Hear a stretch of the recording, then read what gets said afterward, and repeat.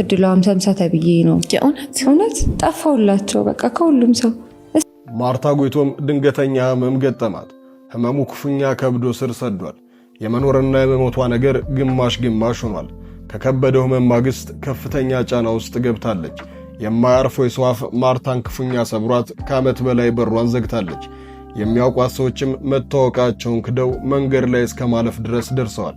አርቲስቷ ለረጅም ጊዜ መጥፋቷ ነገርም ከዚሁ ተደራራቢ ከባድ ጊዜ ጋር የተያያዘ ነው።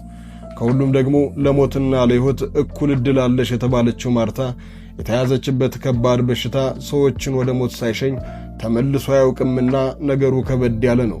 ለውስን ደቂቃዎች አብረን ስንቆይ አርቲስቷ ምን ገጠማት ስንል ጠይቀን ምላሹን እንሰጣችኋለን። ሳቂታዋ ማርታ ጎይቶም ከዓመት በላይ በሯን ዘግታና ስልኳን አጥፍታ የጠፋችውስ እንዴት ያለው ንግግር እንዴት አድርጎ ቢጎዳት ነው የሚለውን እንቃኛለን። የታመሙትን ሁሉ የማይመረው በሽታስ እንዴት አደረጋት? የሚያውቋት ሰላምታ የነፈጓት ምን ብታጠፋ ነው? ምላሹን ይዘናል። አብራችሁን ዝለቁ።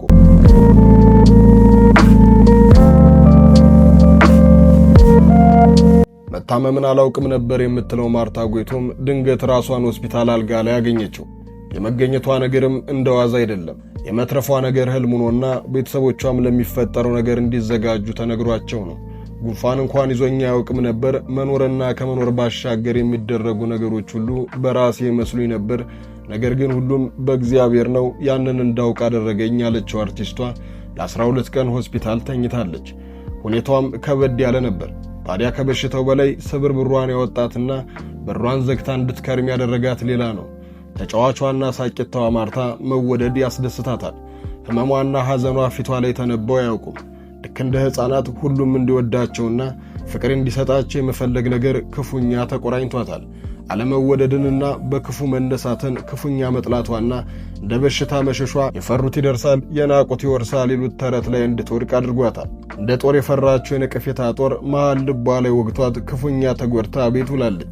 ነገሩ እንዲህ ነው። በመጫወትና እንደ ልቧ በመፈንጨት የምትታወቀው ተዋናይት ማርታ ጎይቶም ከቀናቷ መካከል አንዱ ቀኗ እንደተለመደው አልሆነም።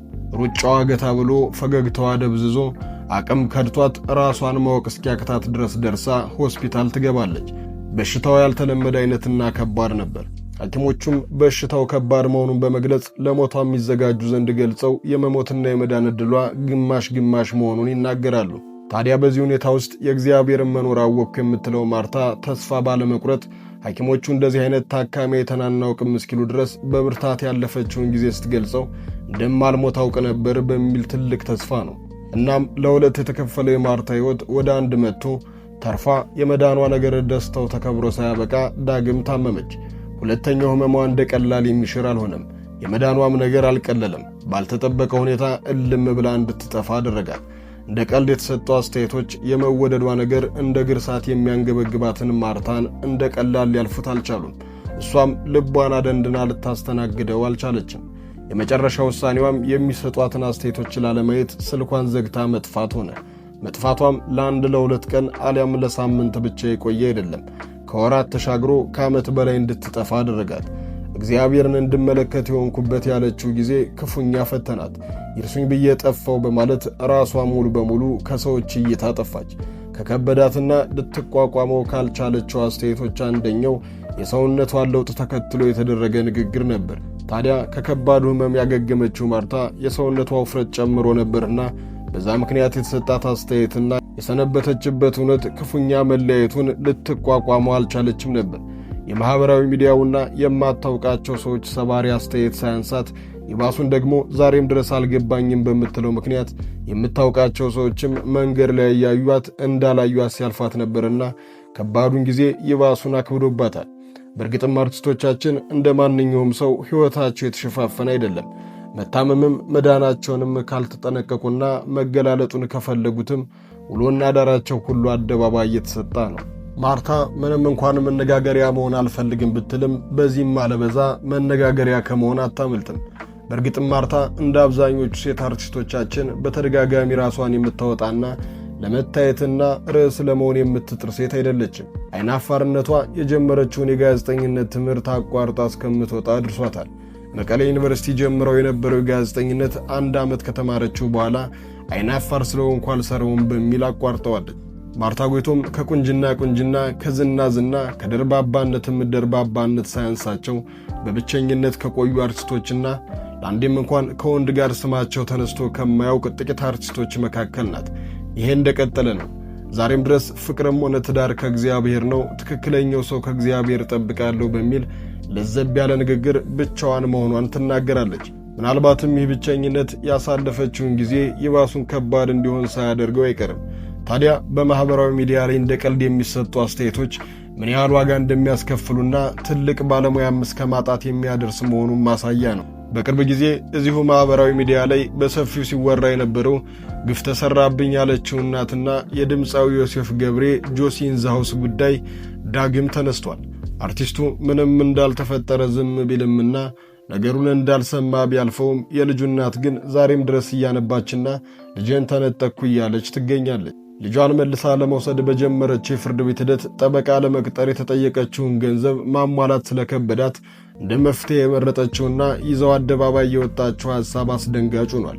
በፌስቡክ ገጿ ባጋራችው መሰረት 250 ሺህ ብር በመጠየቋና ያንን ማሟላትም ስለከበዳት ኩላሊቷን ሽጣ ልጇን ለማስመለስ መወሰኗን እንዲህ ስትል ገልጸዋለች።